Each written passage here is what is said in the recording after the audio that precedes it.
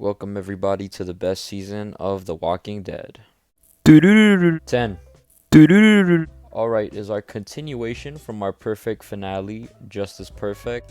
This is where we meet our good friend Gabriel, a character I'm pretty sure a lot of people weren't expecting to like by the end of the show. This is also kind of somewhat the start of the whole Misery arc where, everyone is in a bad state of mind. They are traveling from place to place, stuff like that, etc. The run to the food bank is also really good in my opinion because it shows how much they've really evolved since last season. As we know, there was a run to grocery store in season 4 and everyone was just kind of off doing their own thing, and I really like that in this run to a food bank they're all more coordinated, they're all sticking as one cohesive unit. So it shows how much not just closer they've become, but how much more better they've become at surviving in the apocalypse. And last but not least, the ending of this episode is obviously just completely off the charts insane, and we'll have to follow it up with our other 10 out of 10 episode. I pranked you guys. You guys have been pranked. There is 10 out of 10 episodes in this season. You see, originally this episode was gonna be like a 9.8 out of 10, or just like super close to a 10 out of 10.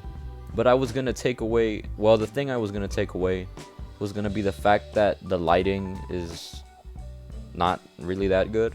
But then I realized that this is a show like The Walking Dead, and bitching on something like the lighting is really just stupid, and I didn't want to get, But I feel like this episode does need a more clear explanation. I just kind of skipped over episode 1 because, it is just a 10 out of 10. Like, there's not really much explaining why it's a 10 out of 10. What makes this episode such a 10 out of 10 is the brutality, and I don't mean the gore, I mean the brutality. I'm not sure if this was on purpose or not, but the fact that we don't actually really see that much gore. Yes, we see Garrett's fingers get shot off, we see splashes of blood, but in a show like The Walking Dead, this isn't uncommon, and this definitely doesn't stand out. What I love so much is that we are just completely focused on the group's actions. We don't have to kind of split our attention into two, being shocked by the group's actions and the gore presented on screen. We are just completely focused on how the group is acting, and this is honestly a device I would love to see used more in other TV shows, and I would have loved to see it more in this exact TV show, The Walking Dead.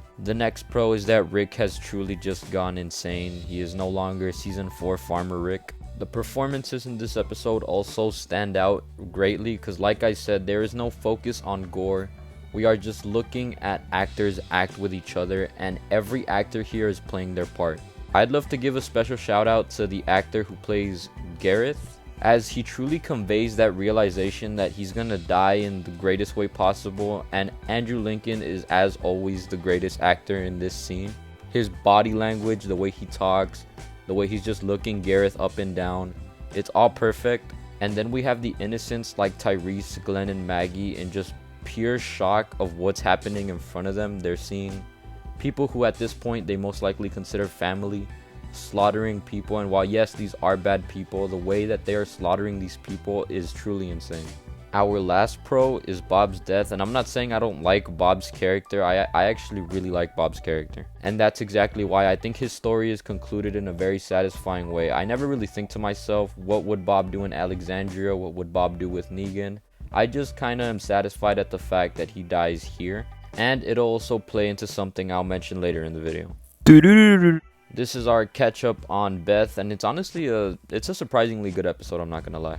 Beth taking center stage isn't really something I would have ever expected to be more than decent, but it definitely does surpass that expectation. However, this episode isn't really perfect. There is one con, and it is that due to the fact that this is a Beth-centric episode and we meet new characters, I will say that I don't really like any of the characters. Noah is okay, but he doesn't make up for the fact that every other character is... When someone does you a favor, it's courtesy to show some appreciation. Because if he had lived, there'd be another doctor and Dawn wouldn't need you. It's a missed opportunity if you ask me. She could have gotten to know more wards like Noah, and we would have seen their stories. We would have gotten to know them, but instead it's just Beth and Noah. We obviously get the basic concept of Dawn's character, which is kind of like Shane in the comics. Go read the comics if you don't know what I'm talking about.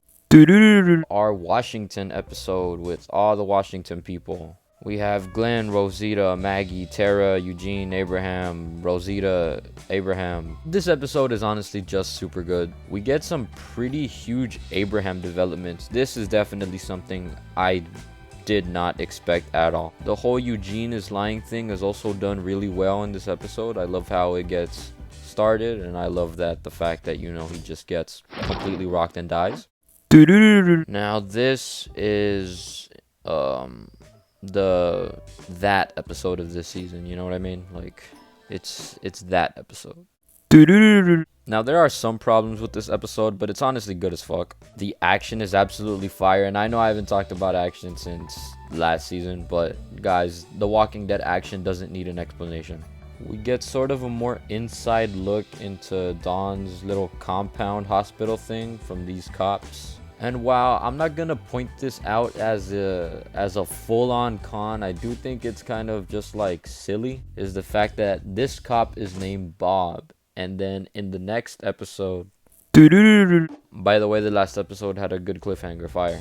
But anyways, Bob dies here, and then Rick tells Bob after he kills him, can't go back, Bob. It's one of many things in this season that I would consider to be really forced. This, obviously, yes, you know, Rick has become the bad guy, but they've been pushing this since season 2. And our actual con, which stops this episode from actually, guys, also being a 10 out of 10. This episode was actually not I never planned for it to be a 10 out of 10, but if this scene was never in it, it probably would have been. But the con is not Beth's death. I'll get to that right now. But it is this Gabriel scene where he goes to the school, he's all guilty, throws a rock or whatever.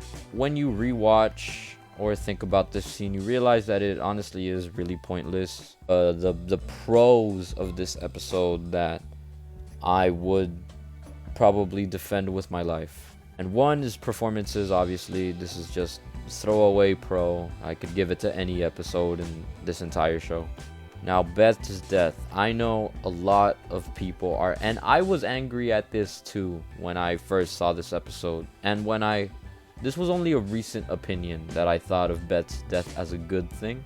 Because yes, you know, in hindsight, the fact that they went all their way for it just for Beth to die. And while I will admit the way Beth dies is kind of skirting the line between stupid, I still think the death in itself had a really massive purpose. Now, the whole point with this basically entire season is to show that our group has gotten super hardened. This group doesn't trust anyone but themselves anymore. They've truly been through the ringer, losing people, and it overall has not been a good apocalypse for them. And while yes, an obvious argument would be that, well, Terminus could have hardened them, or after the prison they could have been hardened, I do like the fact that they're taking these extra steps to show how hardened they truly are getting. However, this death was done just oh my god, he wasn't even overstaying his welcome. I really do think this death was just completely stupid. The Noah stuff is also how I was talking about, you know, last episode, how it's just to show that, you know, hope isn't something to rely on in this new world.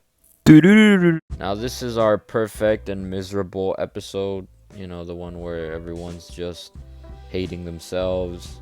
We see this really cool scene of them just avoiding walkers that shows how animalistic they've become. And at the end, we meet one of the best characters from Walking Dead seasons 5 through 11, Aaron. However, the one con of this episode is the fact that the We Are the Walking Dead line is very forced. If you've read the comics, which I still highly recommend, it's done super good there. It happens in the prison. Would have probably happened in season 3 if it was a comic accurate show. The uncertainty in this episode is amazing. Rick punching the shit out of Aaron, making him eat applesauce. It is some good stuff to watch. Quality TV. And the ending of this episode is amazing. It's done incredibly well.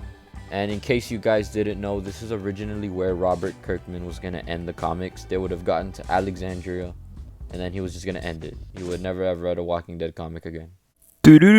Now we have our Alexandria episode. This episode is not near perfect, but it is very extremely good. I would say the group not fitting in could get forced, like this scene obviously. That's what you worry about? Hey, so I made a pretty big mistake.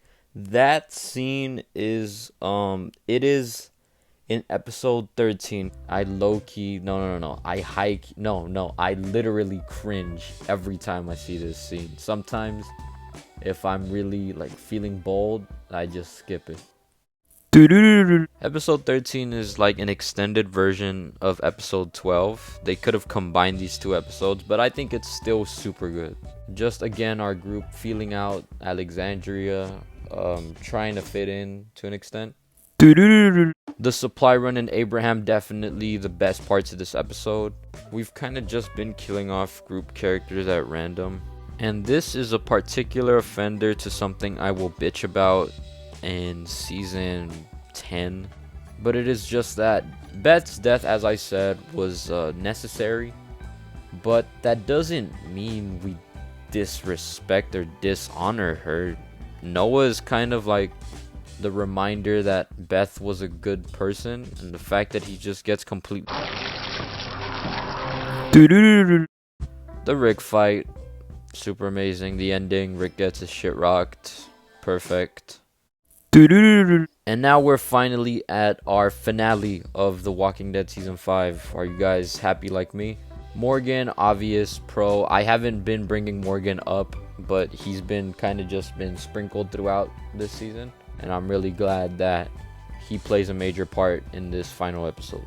Glenn and Nicholas fight, and wow, it is honestly super. I go back and forth whether I like it or not. I definitely had to include it, as it shows how merciful Glenn is, how he still has that season 1 mindset.